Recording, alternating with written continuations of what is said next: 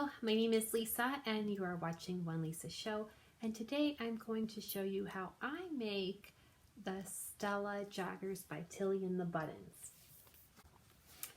The Stella Joggers by Tilly and the Buttons is found in the book Stretch. It has a collection of a handful of different patterns made for stretch fabrics such as jersey knit, sweatshirting, ponte roma, etc.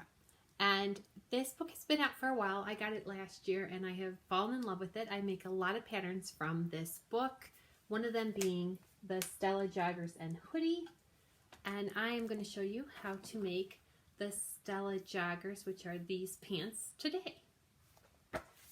I've made this pattern 3 times, and the pants I'm going to show you are for my mom, and is the 4th pair that I have made in total. So before I started this project, I had already made 3, and these are my mom's, and they have a really nice deep pocket, elastic waistband, and the pattern does supply cuffs, but I chose not to do cuffs for my mom.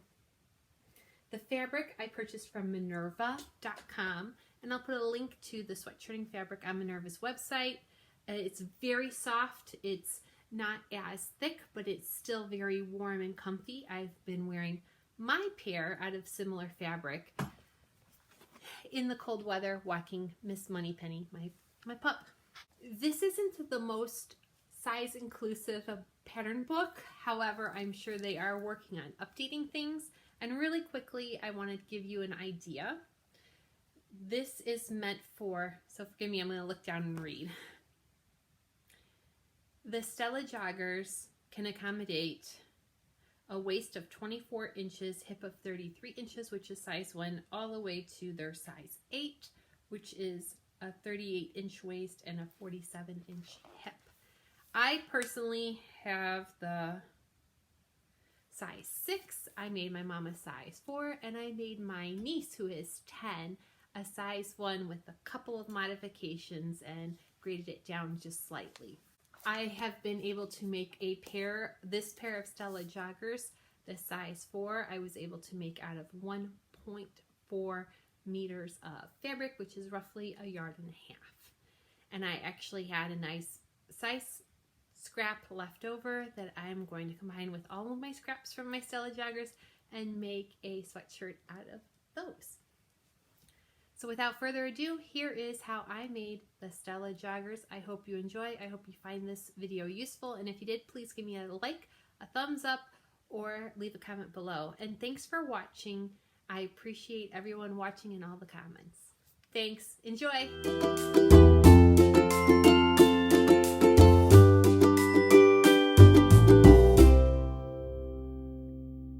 I'm going to cut out the pattern for the Stella Joggers. It is a size 4. I've traced out for my mom, and the only adjustment we need is she needs a slightly longer leg. So I'm just going to extend it by 2 inches. And because she's so skinny and they're actually a little baggy on her, I'm not going to use the length and shorten line. I'm just going to extend it out 2 inches at that ankle. All right.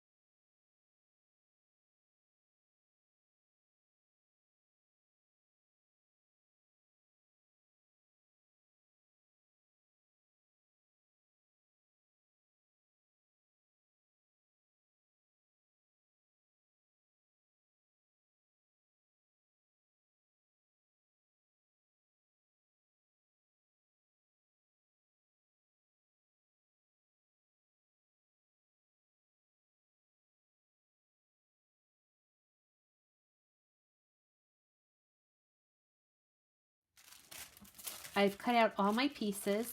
This is a waistband. It's cut 1 on the fold. This is a size 4. And with this jogger fabric, sweatshirting, you can really tell which side's the wrong side. Makes it easy. We have our pocket facings, which I did in a contrasting fabric. This is an art gallery knit jersey. And I made my mother a shirt out of this fabric. So this is going to be something that will match the shirt that I made her previously. So cut 2 pocket facings. These are our pocket bags. Again, we're going to cut 2 of those.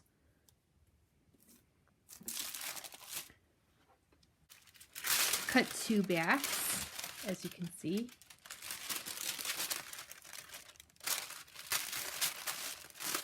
Sorry for the rustling. And cut 2 fronts. So our first step is we're going to take a couple of strips of knit interfacing, which is it's knit because it kind of stretches along, and as you see, as I did that, it kind of curled, but it's fine. So I take 2 strips of knit interfacing. This is Pellon, and I think it's knit stabilizer is what they call it. And we're going to take it and apply it on the wrong side of our fronts, and we're going to do that diagonal piece. So you have the crotch.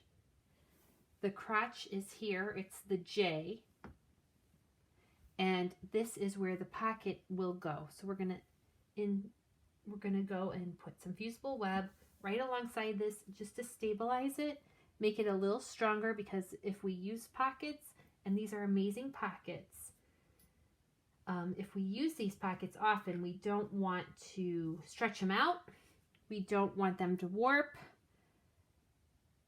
and we want them to be strong enough so we can put our stuff in them and our hands. So I'm going to take my iron and I'm going to apply the fusible web the fusible interfacing, to these 2 pieces, let them cool, and I'm going to trim the excess and be right back. Next step is we're going to take our pocket facings, so that was the one I did in contrasting fabric, and we're going to put them right sides together. So here is what the interfacing looks like after it's been attached on the wrong side. And then we're going to take our pocket facing and we're going to attach it here. And there are notches, so even if your fabric isn't the same, don't worry, because I'm using a cotton jersey and that has a different stretch and a different weight compared to the sweatshirting fabric. So if it doesn't match up exactly, it's okay. I want to get those on. And now what I'm going to do is I'm going to stitch from here to here. I'm going to pin them and stitch here to here on each of these. Okay, here is my facing sewn to my pant leg, and as you can see, I do about a 1.5 by a 2.5, 2.75, and so it makes kind of a narrow zigzag. And the other side, you could see the knit interfacing right there. Next step is we're going to trim the seam allowance, and we're going to trim the pocket facing fabric just a little shorter than the actual pant, the leg. After that, I'm going to press it so the seams are against the pocket facing, and then I'm going to understitch on the pocket facing close to the edge. Be back in a minute. Really fast, I want to show you what I did. This is how you grade a seam if you don't already know. I trimmed this facing piece, and then I trimmed the pant leg piece, but I want some of that pant leg piece to show. Then I ironed it, and now I'm going to understitch, which is like top stitching on the wrong side. And that's what I'm doing next. So I have pressed this pocket facing, and as you can see, here's the understitch, and it's kind of hard to see because of the match of the thread, but there is no stitching on the right side. So you roll it, fold it, press it, and then we're going to take our pocket bags, and I've done it here. I've matched up this pocket bag, and these are right sides together. And so the fuzzy fleece back side should match this one. So they should both be on this side. The next step after we place it on top is we're going to pin, match at our notches. We're going to sew here the curve. So we're going to sew that J curve. Then after the J curve is sewed, we're going to flip it around and sew it to the actual pants. Now, when you sew this J curve, you're sewing just the pocket facing and the pocket bag. You're not sewing on the actual pant leg. You're only sewing the fun fabric to the back of the pocket bag. So we're only sewing those. And then we're going to come back and sew everything together here at the top and here at the side. And I'll show you that. First things first, let me show you we sew those. Okay, so as you can see, I have stitched my pocket facing to my pocket bag, and it is not attached to the leg. I then pinned the side, the leg side, and the leg top by the notches, by where the notches are. And if you see how it's going to look here, flip it back. This is the right side. This just extends out that leg, that hip area. And here's my pins where the notches are. So the next step is we're going to sew where everything overlaps. So we're going to sew here, one line, so it all lays nice and flat where it should. One line here and one line here. And we're going to repeat this on the other leg. Okay, here we are all complete. As you see, there's a line of stitching here to here and here to here. And I'm not too picky. When I've been making these, I haven't been too picky on the seam allowance here. I keep it close, but not too close to the edge. So maybe 1/4 of an inch. And on the back, as you can see here, you could serge or overlock this if you'd like. I don't. It's knit. It's not going to fray. But I do overlock the legs and the rest of the seams, but this I tend not to when I've made them. But here you can also see how the stitches go through here and here. And the best part is there's my pocket. Hidden, can't see it from the outside, and a pop of color inside. Pretty cool. The next step is we're going to take the front and the backs of each leg, and we're going to sew them right sides together along the outer leg seam and the inner leg seam. Okay, so what I did is pinned my front, matching front to the back, right sides together, and matched up all my notches first, and I pinned the inner and the outer leg, and I'll show you, move this around so you can see. There's my outer leg. Here's the crotch. This is the J. Now I'm going to sew a 5/8 seam allowance on each and finish my seams. If I want to serge them, they will be serged, and that's what I will do. You're going to do that to both legs. Here are our legs. They have been stitched and then reinforced with overlocking so the seams are nice finished. And we're going to put one leg inside the other. So in order to do that, we want to turn one of these right side out.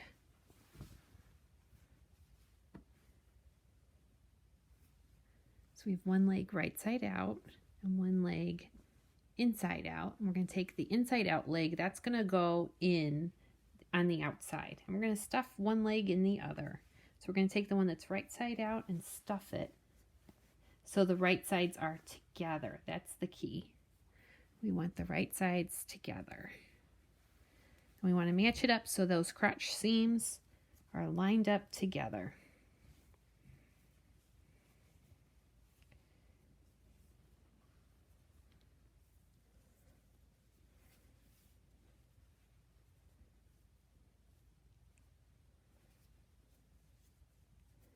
If you have threads, no problem, just put them out of the way, move them out of the way.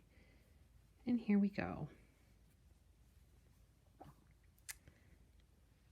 So if that makes sense to you, your pocket bag should be together. I'm going to pin this so you can see what it looks like. But you have your inside out, and then this one is regular, like right side out. But you can still see this is the wrong side. Inside, we have two right side pieces facing each other, sandwiched. Hopefully that is explainable. But here is our giant crotch. I'm going to pin this, match up your notches, and I'll be right back. All right, so here we are. We are lined up. Our single notch in the front crotch and the double notch is in the back. They're all lined up together with my seams matching and my seams pointing towards the back. Now I'm going to stitch this, and then I'm going to overlock it. If you don't overlock it, you want to do a double stitch from your notch, your front notch to your back notch to reinforce that crotch. I never thought I'd say crotch so many times in a video. Here is our crotch. I have stitched it, and then I went back in and serged it. And now we're going to just open them up.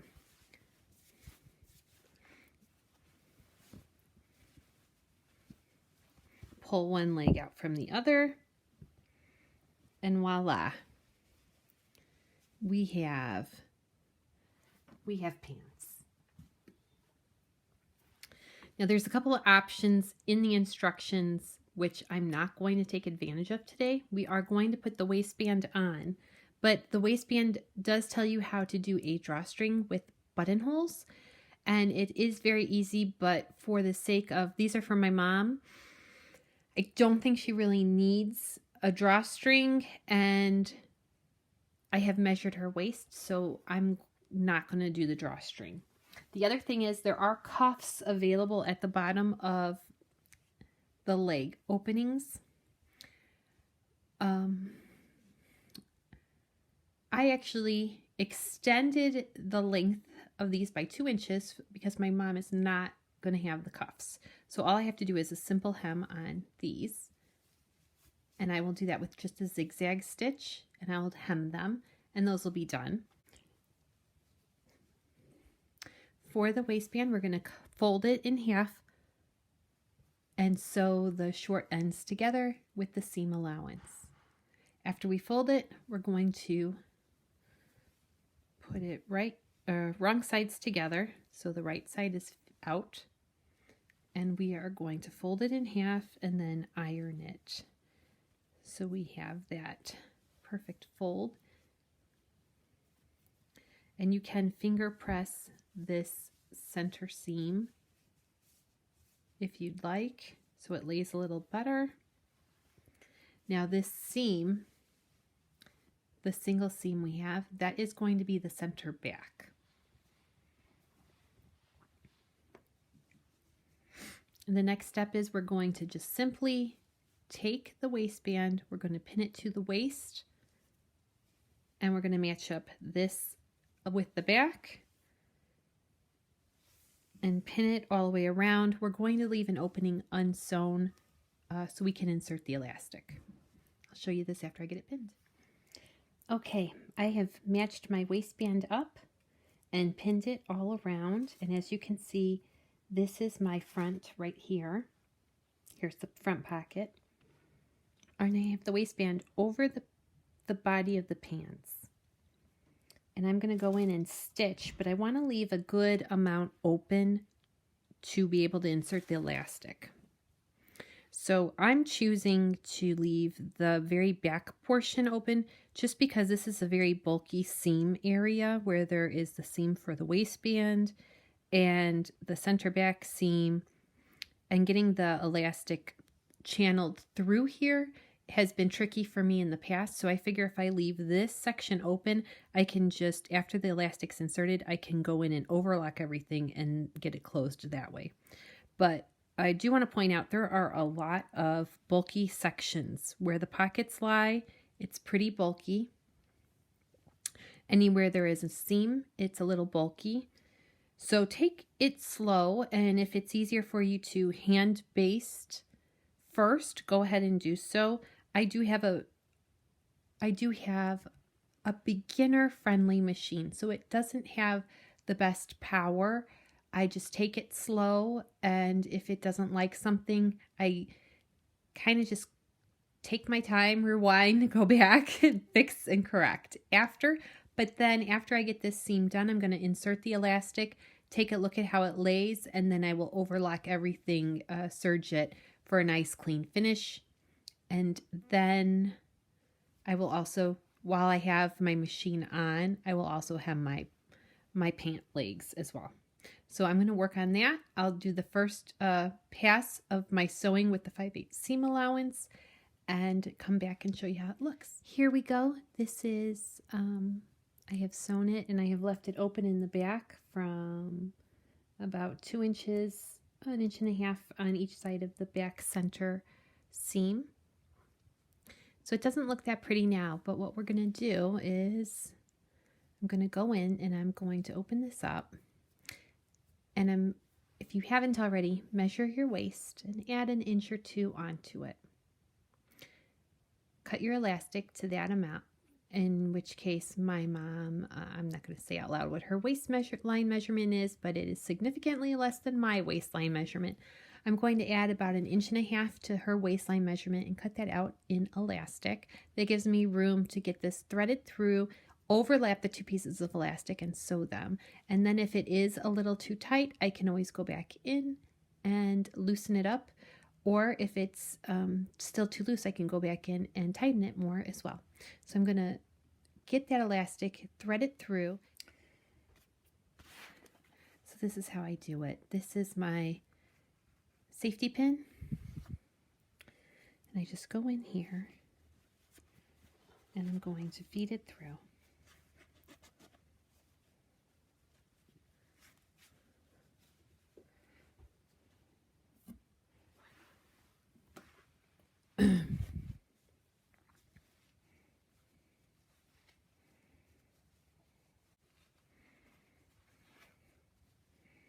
This is 2-inch elastic.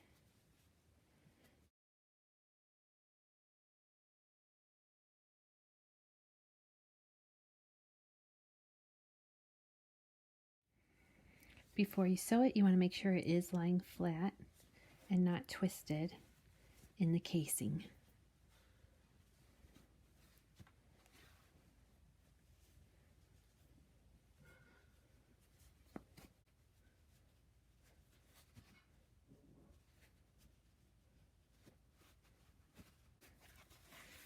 What I'm going to do.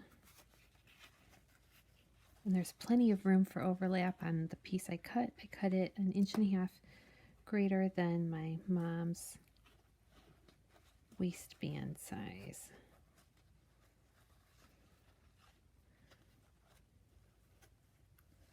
Okay. And I kind of just try to make sure it all goes in. I want to see that it lays nice and even inside the waistband casing and untwist it if need be.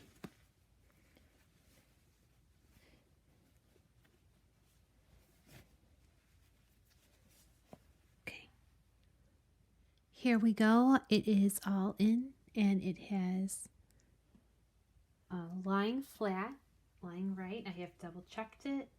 And here's my opening, and what I'm going to do now is I'm going to pull some of this out. I'm going to stitch, and I like to do in a couple of lines or I'll do a box. So I'll show you when I'm done how I did that, but I'm going to stitch these 2 together, and then we're going to close it up with a nice serge around the entire waistband. Okay. here is what I did. It's overlapped, and I used a simple 2.5 by 2.5 zigzag and just did a nice little patch. That way I can come in and I can seam rip that out if I need to, and adjust as necessary. And there's plenty of room in case I need to make it bigger, and not an issue if I need to make it smaller. We're just going to kind of slide it back in.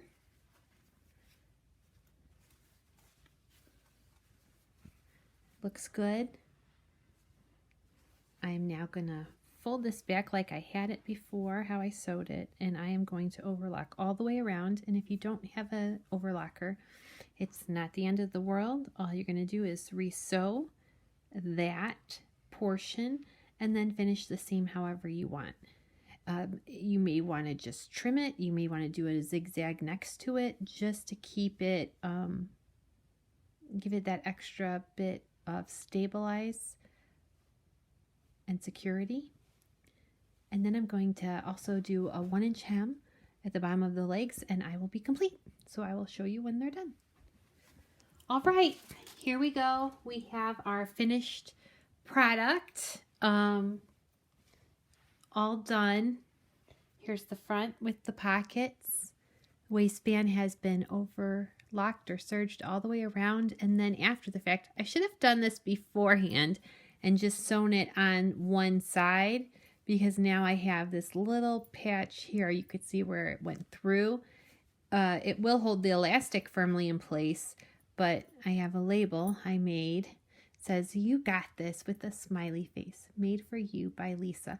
And I kind of did get a little bit over that, but my stitching isn't perfect there. But it was going over a couple of bulky seams as we've talked about. So here it is, finished product. There's my hem on the legs, and I'm really loving that. It's going to match the shirt that I made her for her birthday. So I hope they fit her. I love my mom very much, and I know she knows I love her. So hopefully these work, and I hope she likes them. Thanks for watching this sew along, and if there's something else you'd like to see how I make, please put a comment down below, and I'd be happy to. Have a great day. Thank you so much. Bye-bye.